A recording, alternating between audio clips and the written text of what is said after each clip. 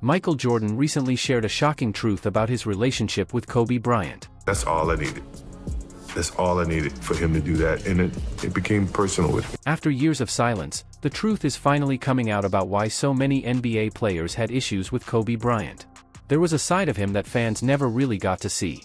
While millions admired Kobe's passion and dedication, behind the scenes there were many conflicts and broken relationships. One of the most famous examples was his feud with Shaquille O'Neal. Their tension, while both playing for the Lakers, became one of the most talked about rivalries in NBA history and even cost the team a chance at more championships. The Lakers called in Shaq. They said, Shaq. He said, They said, we got your teammate. His name Kobe. He a kid, he sucks, but he got insane potential. Shaq said, that's well and good, but I'm trying to win a championship right now. From 1996 to 2004, Shaquille O'Neal and Kobe Bryant were one of the strongest duos in sports, leading the Lakers to 3 straight championships from 2000 to 2002. But behind the victories, tension was growing. Their problems weren't only about basketball, it was about 2 very different mindsets. Shaq had a relaxed, fun-loving approach, while Kobe was inspired by Michael Jordan's intense drive and pushed for perfection all year round. Shaq wanted to enjoy the game, but Kobe demanded hard work and focus from everyone at all times. They win a championship. Kobe said, yeah, Shaq, let's work hard over the summer and let's win another championship. Shaq? Somebody came in and said, Shaq already on the plane, he went on vacation. This major difference finally boiled over during the 1998-99 lockout-shortened season. In a practice game, the tension got so bad that Shaq actually slapped Kobe. Their teammates had to step in quickly to stop the fight from getting worse. One day they're in practice and they start getting a little physical, Kobe and Shaq. One thing leads to another, they start arguing and Shaq smacks him. Pam! Boom! The team jumps in and separates the both of them. This incident showed that their conflict wasn't just about basketball, it had become personal. Things got even worse when Kobe faced legal troubles, which added more pressure.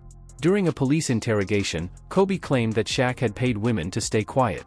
This statement hurt Shaq's marriage and showed that Kobe was willing to use private information against his own teammates, making their relationship almost impossible to repair. Then Kobe messes up. It comes out that during his legal case, he was snitching a little bit. He said to the police, man, I should have just done what Shaq does and pay women off. After this betrayal, the Lakers had to make a tough choice between their 2 stars.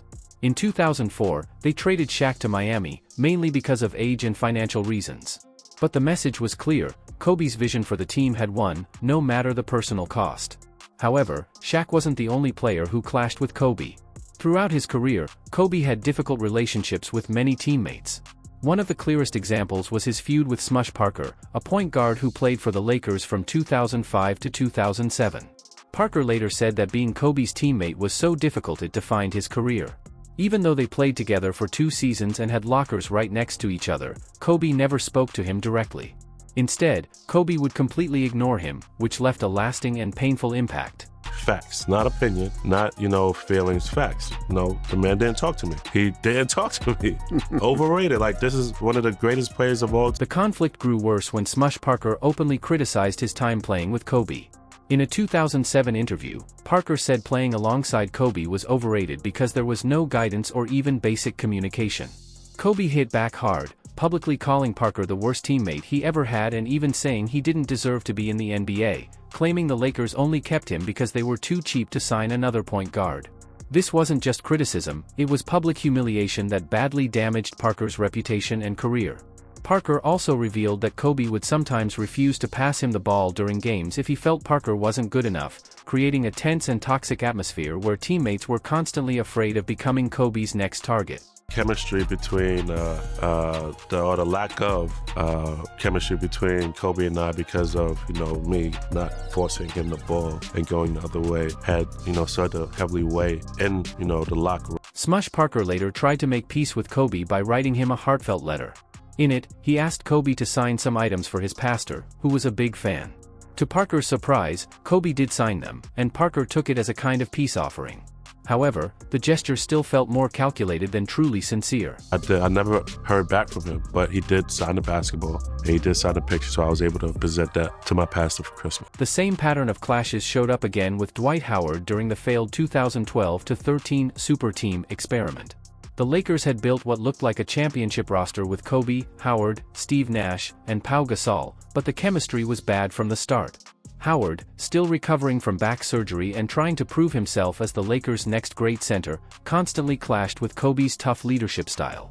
Their main problem was mindset. Howard wanted to enjoy the game and keep things light, while Kobe demanded total focus and a serious, no-fun approach. The tension boiled over during games, with moments where Howard elbowed Kobe and Kobe mocked him with taunts. These weren't just competitive disagreements, they felt like personal attacks aimed at breaking Howard's confidence. I got the rebound. Everybody else is already down the floor. It's just me and Kobe. I hit him with a bow, boom. Hit him with another bow, boom. Dwight Howard later admitted that he hated Kobe for years because of being called soft. The insult left a lasting impact on him and showed how damaging Kobe's harsh words could be. Even after both of them retired, Howard found it difficult to let go of the resentment. In time, he eventually came to understand Kobe's tough methods, but the emotional scars remained.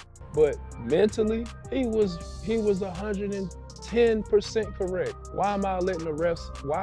Yeah, why did you do that?